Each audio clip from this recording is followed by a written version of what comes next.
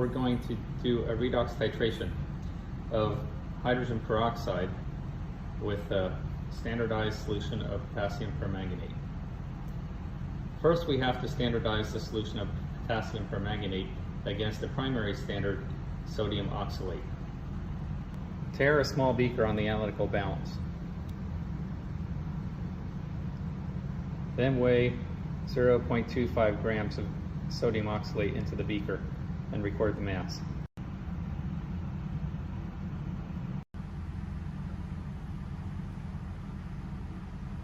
Dissolve your sodium oxalate in about 30 to 40 milliliters of water, stirring to help dissolve it. Then transfer this solution to a 250 ml Erlenmeyer flask. Add another 20 to 30 milliliters to the small beaker to make sure that you've gotten all the sodium oxalate.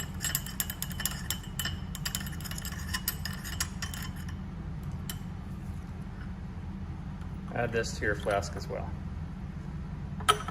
You should have between 50 and 60 milliliters of water dissolving your sodium oxalate in the flask. The exact volume of water doesn't matter, because the moles of sodium oxalate is determined by the number of grams we weighed out. Add 10 milliliters of sulfuric acid to the sodium oxalate solution. Heat the sodium oxalate on a hot plate until it reaches 80 degrees. Whenever you're doing a titration, one of the important steps is to make sure you have a clean burette. Fill the burette with distilled water and let it drain into a waste beaker.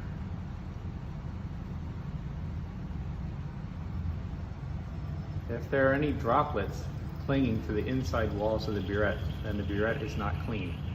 There may have been some soap scum, or somebody didn't wash out the permanganate last time, or dust particles in there, and those water droplets are clinging to those dust particles. This burette looks pretty clean. If it's not, you have to go to the sink and use a burette brush and clean it out with a little bit of soap. Then rinse it with distilled water and see if it drains clean. Once the burette is clean, then you're ready to condition it with potassium permanganate solution. Using your short stem funnel, fill the burette to about 10 milliliters with potassium permanganate solution. Let the solution drain out into a waste beaker. The purpose of the last step was to condition the burette. You may have noticed after draining all the water that there was still a little bit left in the tip. If we had now filled up the burette with the standardized solution of potassium permanganate, we would be diluting the permanganate solution a little bit.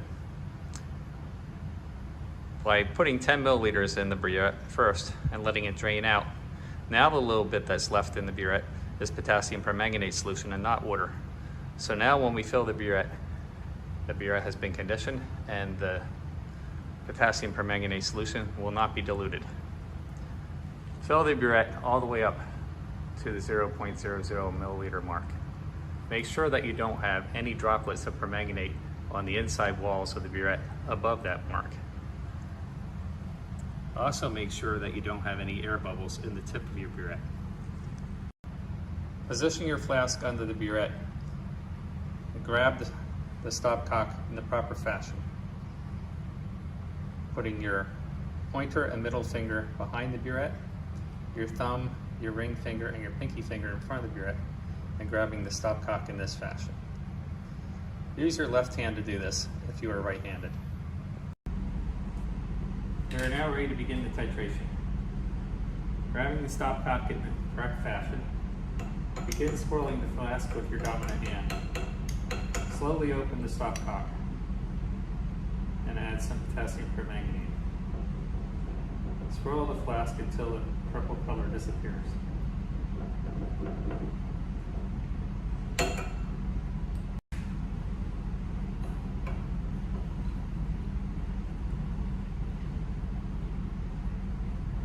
Continue the titration, swirling constantly until you see the first permanent pink that doesn't go away after swirling. This should take you no longer than 2 or 3 minutes. If it does take you longer than that, check the temperature of the solution in the flask to make sure that it hasn't cooled less than 65 degrees. This reaction is slow at low temperatures.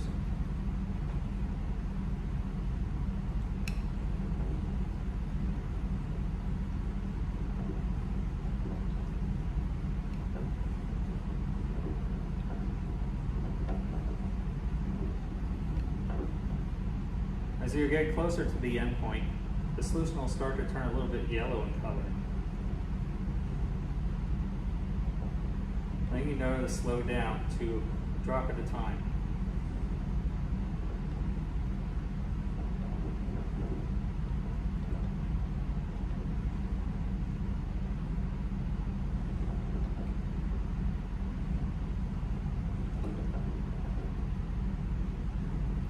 Your goal is to catch the exact drop that changes the solution to a permanent pink.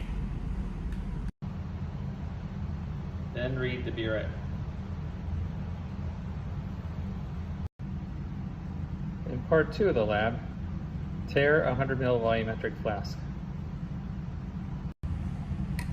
Pour 15 to 20 milliliters of commercial hydrogen peroxide solution into a small beaker. Then, using a 10 ml volumetric pipette, suck the hydrogen peroxide solution up above the line, but not into the bulb.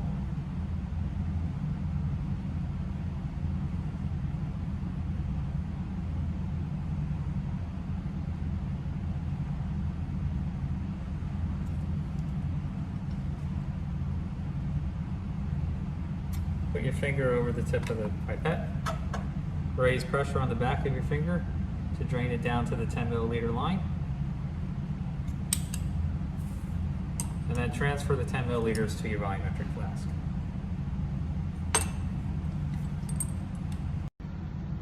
Re-weigh the volumetric flask with the 10 milliliters of hydrogen peroxide in it.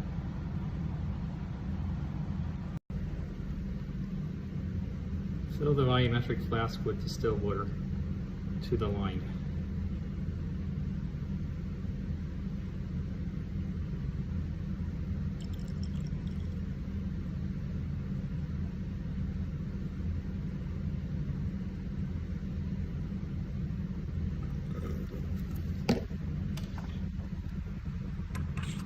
Cap the flask and mix it well.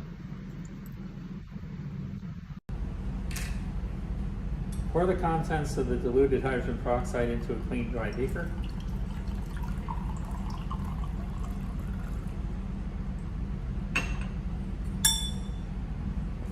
Then pipette 25 milliliters of the solution into your Erlenmeyer flask.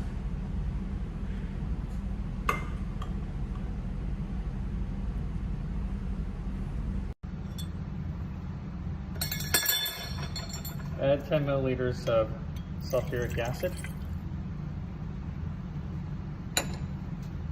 You do not need to heat the solution this time. Refill your burette with the potassium permanganate solution to the 0.00 milliliter line. Make sure you don't have any purple droplets above that line in the burette. And double check to make sure you don't have an air bubble in the tip.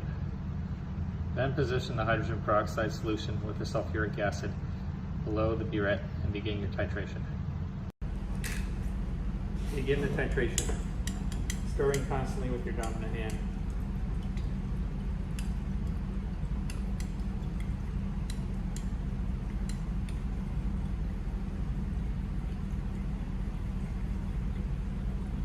At first, you can let a lot in at a time. And as you see the pink lasting longer and longer, before it swirls away, you can begin to slow down your titration a little bit.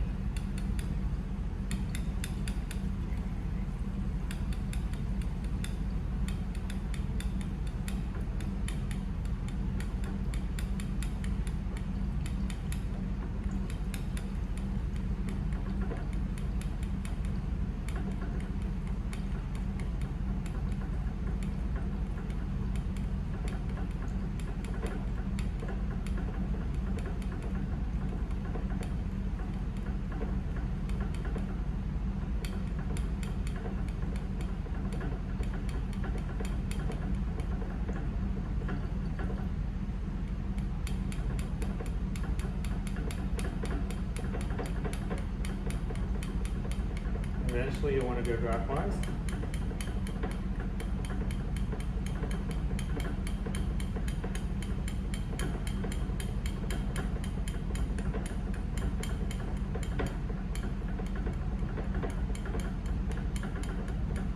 Again, you're trying to catch that exact drop that turns to permanent pink.